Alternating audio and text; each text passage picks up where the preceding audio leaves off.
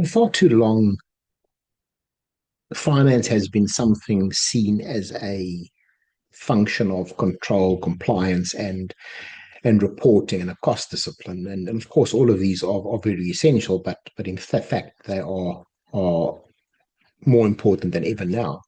But they're also no longer enough.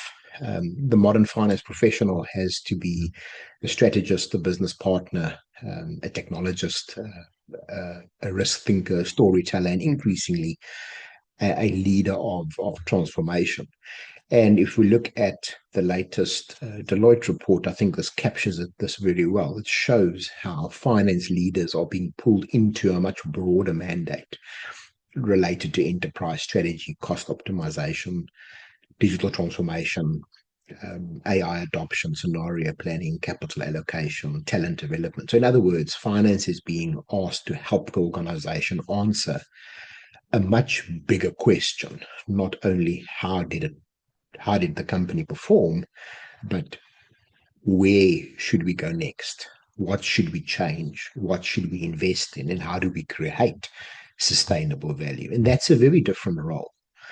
I think one of the findings from the report, and I'll share it in the post, is the lack of a single dominant priority. So finance leaders are dealing with several urgent priorities at the same time: external volatility, technology adoption, revenue growth, cost reduction, cash flow management, major business events, market expansion, etc. And what we see from the report is, and it describes this almost as a everything everywhere all at once environment. And of course, that phrase, I think, will resonate with many CFOs and finance teams because it's the reality of leadership today. You don't get it. You don't get to choose between growth and resilience. You don't get to choose between cost discipline and investment. You don't get to choose between compliance and innovation. You have to hold all of these tensions at the same time. And that's why scenario planning becomes so important. I think the finance function has always been involved in forecasting, budgeting, and planning.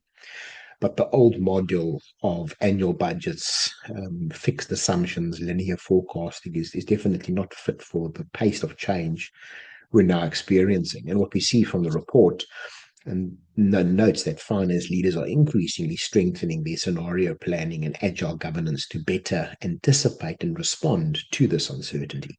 And this is a critical leadership lesson. The point of scenario planning is not to predict the future. The point is to prepare organizations better to make better decisions under uncertainty now.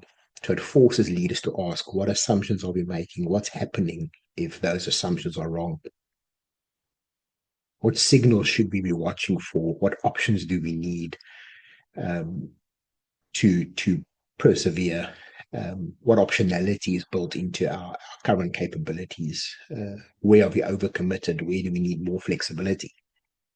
And this is where finance, I think, can also bring enormous value, because finance sit at this intersection of data, of capital, of performance, of risks. And it's this ability to translate uncertainty into choices that can help the business move from vague concerns to really structured options. And that's what leaders need, not more noise, but better judgment. I think a second major theme that came through is finance leaders are increasingly strategic leaders. And this was also supported by the Deloitte report and then the survey found that half of the finance leaders say they now play a leading role in influencing strategy across the organization. Now, of course, this is not surprising, but it's still significant. Strategy is ultimately about choice. It's about where to compete, how to win, what capabilities to build, what risks to accept, how to allocate scarce resources better. And finance should be central to that conversation because finance understands the economics of those choices. But of course, there's a warning in this as well.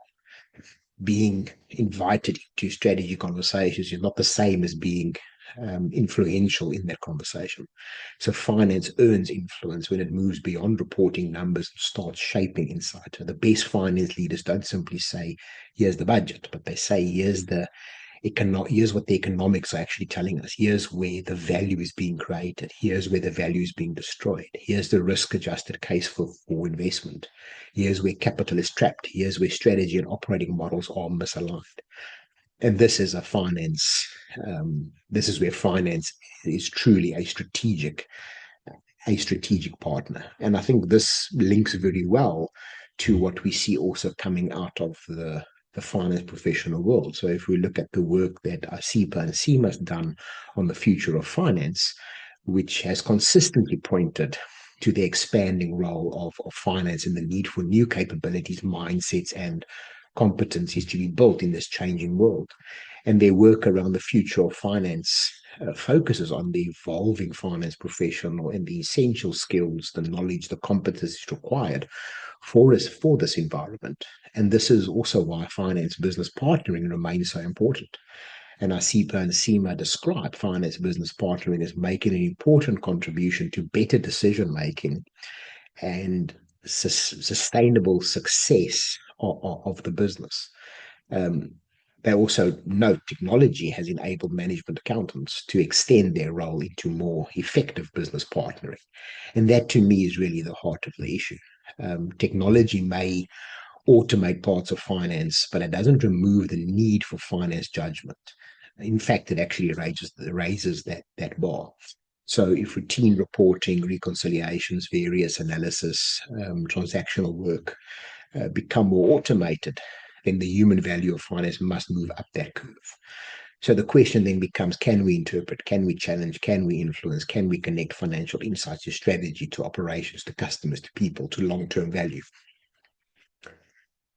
Of course, there's a cost discipline and a theme that also emerged. And again, this is important because cost management is often misunderstood.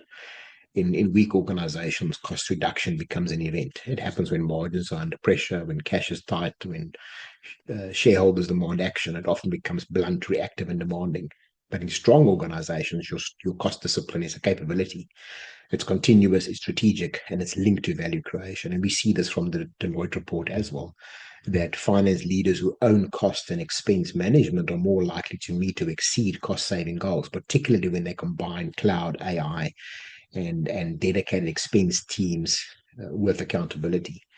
And this is a very useful distinction because the goal is not simply to cost cut, but the goal is to improve quality of that spend. So what are we spending on? What value is it creating? Does the cost base support the strategy? Are we funding yesterday's business model or tomorrow's growth engine? Are we cutting muscle or removing waste? Are we measuring productivity in ways that encourage the right behavior? And this is again where the finance leader becomes central to that performance. A good finance function does not just ask how do we spend, it asks how do we allocate resources better. And that's really the boardroom conversation. That's the strategy conversation. That's the value conversation. We've touched on earlier too about AI coming through, and the Deloitte report also touched on this. Um, there's no serious discussion about the future of finance that does not address artificial intelligence. The report also notes that many finance teams are already experimenting with or deploying AI, but that measurable returns on investment and agentic implementation is still lagging. And this is also actually consistent with what we're seeing more broadly. We saw with ICEPA and CIMA's Future Ready Finance research found that 80% of respondents believe AI will be the most transformative technology trend in accounting and finance over the next 12 to 18 months, but only 8% feel that the organization is well prepared for that. And that gap matters. It tells us that enthusiasm is not the same as readiness. Experimentation is not the same as transformation. And buying tools is not the same as changing the way things work. And AI creates a real opportunity in finance, forecasting, working capital optimization, anomaly detection, tax controls, reporting, predictive analysis, decision support. But AI also creates governance concerns. What data is being used? Is it reliable? Who owns the model? Who validates the output? What happens when systems are wrong? How do we protect sensitive financial information? How do we maintain accountability? And this year, too, the finance professionals should not be passive users of AI, but they should be active shapers of that AI governance. And that is where the profession has a unique role to play. We understand controls. We understand assurance, we understand materiality, we understand evidence, we understand the importance of trust. And trust is one of the most important currencies in the AI environment. and in the function. Of course, talent is always raised, and the Deloitte report also touches on this, highlights the convergence of accounting, finance, data science, and engineering. It also notes that many finance leaders are prioritizing AI, automation, data analysis, and technology integration and identifying it as critical skills. And this also echoes ICEPA and CIMA's research. Future Ready Finance findings pointed to these gaps in Gen AI, broader technology skills, data analytics, communication, influencing critical thinking, and business partnering. And that's a very important message to the profession. The future of finance professionals cannot rely on technical knowledge alone. That remains foundational, but it must be complemented by commercial acumen, data literacy, strategic thinking, communication, curiosity, and then, of course, leadership. And the accountant of the future is not less important because of technology. The accountant of the future is more important as they combine technical rigor with judgment and influence. And this is where CIMA and ICEPA and the CGMA lens is so essential and very relevant. Management accounting has always been about helping organizations make better decisions.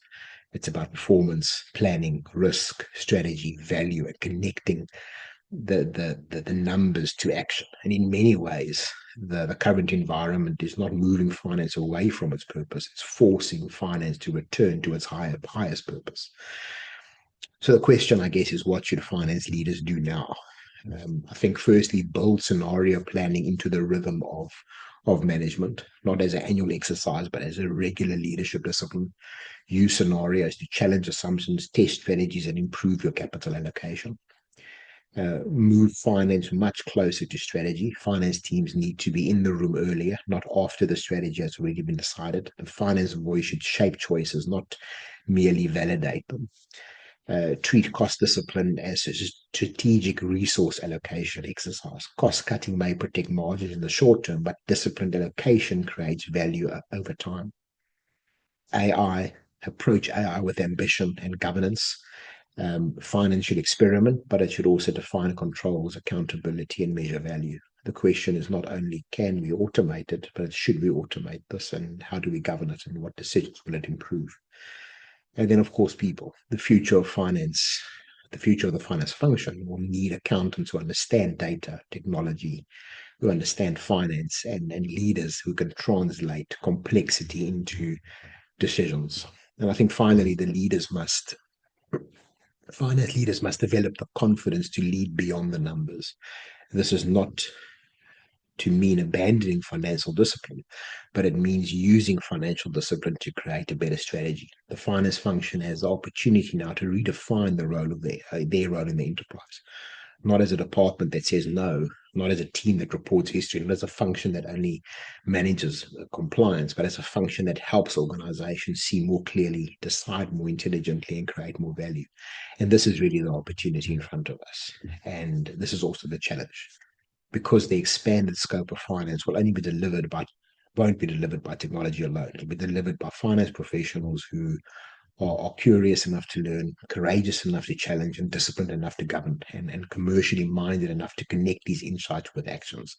And that, for me, is really the future ready finance professional. And that is the finance function every serious organization now need. As always, thanks for listening, and we'll talk soon.